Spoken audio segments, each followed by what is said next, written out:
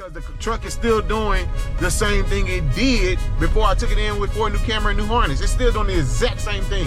So it wasn't the cameras. Hey, what's up everybody? It's your boy Q. You know who back.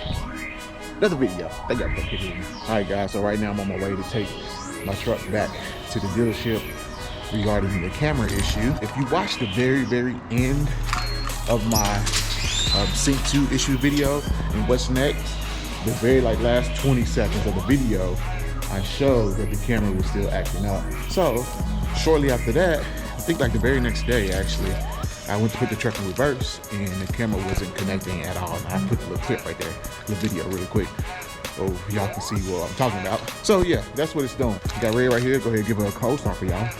Ready for this? Y'all probably seen the tail lights, I'm not sure.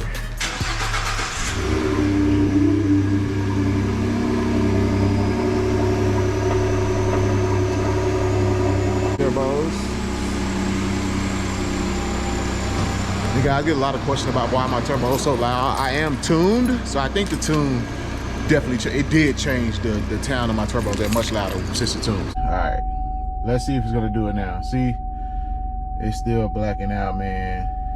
Still doing crazy funky stuff. So yeah, so we about to take it back. So I do want to address 2 things, I guess. One, why I didn't do it myself, because like I said in the other video, I'm not an electrical guy. I didn't want to do harness and wiring. So apparently, as I said in my last video, it did need a new harness and something like that. So they did do that, as well as a new camera. And it's on a 2-year warranty now, as opposed to me getting in there and messing something up and not having no warranty. The second thing a lot of you all asked me was, why won't I just go ahead and upgrade to Sync 3? Because I do have Sync 2. The reason I didn't upgrade to Sync 3, because I didn't know if the Sync was the issue. I thought it was just the camera, so I had to confirm if it was just the camera causing the issue and not the sync system. But according to service advisor, he was saying that the APIM was causing it to still be fuzzy and blurry like that. So if it is the APIM, then yes, I probably would go ahead and consider upgrading to Sync 3. But it doesn't explain why the camera is just going out saying no camera detected. But I will consider upgrading to Sync 3 for sure. I do like the way it looks, but you know, down the line, you know, we may do that. Guys, I just pulled up. Look what's in front of me. Ford GT. Show y'all this really quick. This joint is hard. From Montana too. I just seen quite a few of these in my time, but man, I didn't know they had one in this area. This is clean. Nice. Yeah, it's nice. I'm here to pick it up. I was just talking to Mark about this car, and he was telling me, sorry, take my mask off. He was telling me that the oil change is about, what he said, I think he said like $500, $600, $700 just for the oil change. He said the oil filter alone is like $80, but it's just about $80. And then he was saying to get to the oil filter, you have to take out 36 bolts just to get to the oil filter. I mean, look at the headlights on this thing. This thing is dope. Look at the freaking fans. Holy hell. Anyway, so I mean, these cars are beautiful, guys. I'm not gonna lie, I love the Ford GT. It's one of the most beautiful cars out there, if you ask me. Like, you pull up in this and people don't know it's a Ford. Pilot Sport Cup 2s on there. What size is the tire? Size of the tire is 325 on the rear. 325, pretty big tire. Anyway, there's Red, we dropped off. I'm about to go wait on my ride to get here. Keep y'all updated. 346 minutes later. Update with the backup camera. So as you guys know, quick recap, I bought the truck up here because the backup camera was fuzzy and blinking in and out, blacking out, you know, etc., all that stuff, right? I bought it up here and they basically told me, hey, you need a new camera and a harness.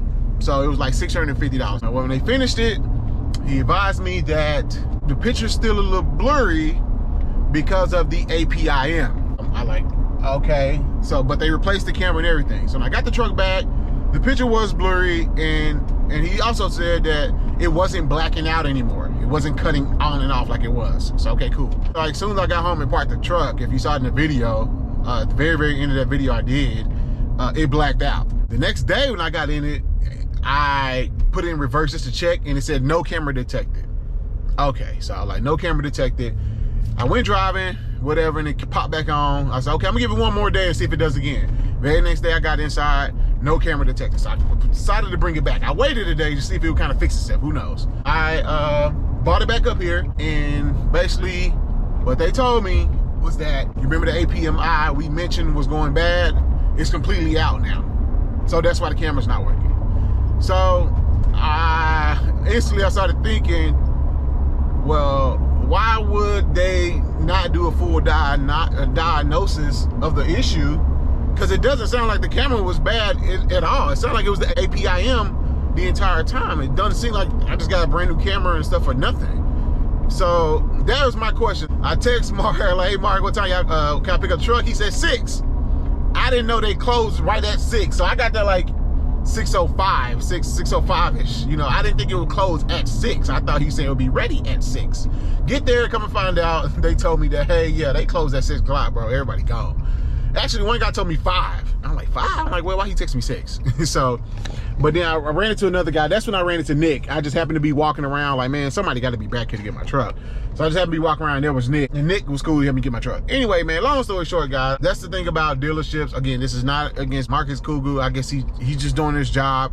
I guess it's the diagnosis people, the service techs. I don't know, like, did they not check thoroughly before just replacing the camera? You would think they would check the APMI first, check both, check APMI and the camera. I don't know. It just seemed like they just said, okay, the camera's acting, let's replace the camera. Okay, the camera's still not working. Oh yeah, your APMI is bad. APIM is bad. That's what I feel like what happened. So I don't know if they diagnosed the issue first. I think they just fixed the camera and didn't really do a diagnosis. And then once they put the new camera in, they were like, oh, it's still blurry. The APMI must be bad too. That's how I feel like it was handled, instead of checking both. Like, hey man, the camera's fine, but the APIM needs to be replaced. So I got a new camera, new harness, and the issue still isn't fixed. I try to get a dealer and people benefit of the doubt, man, but just when it seems like something just doesn't add up, when 1 + 1 doesn't equal 2, that one just kind of bugs me. It just kind of bugs me, and I hate to say it, but that's why dealerships get a bad name. That's why people don't like going to them, because I feel like it's always something. So I didn't tell y'all, quoted me $900 for a new APIM.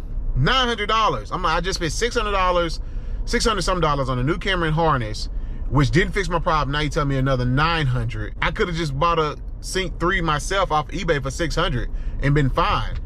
So basically, I'm out of $600 is basically what it is. And I don't know if it was a sign from God that nobody was there when I got there, because I definitely was gonna ask. I wasn't gonna be rude. I was just gonna ask, like, hey, why didn't they check this out before replacing the camera? That it might be the APIM first. And let's say, hey, let's look at that first. You might need that first, and then look into the camera. I don't know. Anyway, they weren't there for a reason. Even if they were to fix it, I don't want Sync 2 anymore. I'm just gonna upgrade to Sync 3. That would make sense. I'm not gonna pay to get Sync 2 fixed. Just doesn't make sense. So I guess I'll just wash my hands with it, bro. I don't know, man. Yeah. Anyway, y'all comment below, man, what y'all think, man. It just seemed like, you know, I hate to say it, but that's why people have problem with dealerships, guys, because of this right here. It's like there's no transparency, or the lack of, like, they didn't really do what they should have done first. Should have diagnosed both and then say, hey, APIM is bad. Let's fix that first, or consider fixing that first, and then if it's still messed up, it's the camera. But it don't seem like the camera was the issue at all, because the truck is still doing the same thing it did before I took it in for a new camera and new harness. It's still doing the exact same thing. So it wasn't the camera. It seemed like it was the APIM the whole time. It just wasn't diagnosed that way. They just replaced the camera. I don't know. Anyway, that's my rant. I'm done with it, man. I update y'all. I guess we going to Sync 3. I mean, y'all been saying to go to Sync 3 anyway, or links, which I probably won't do links, guys. I don't like the big Tesla screen thing.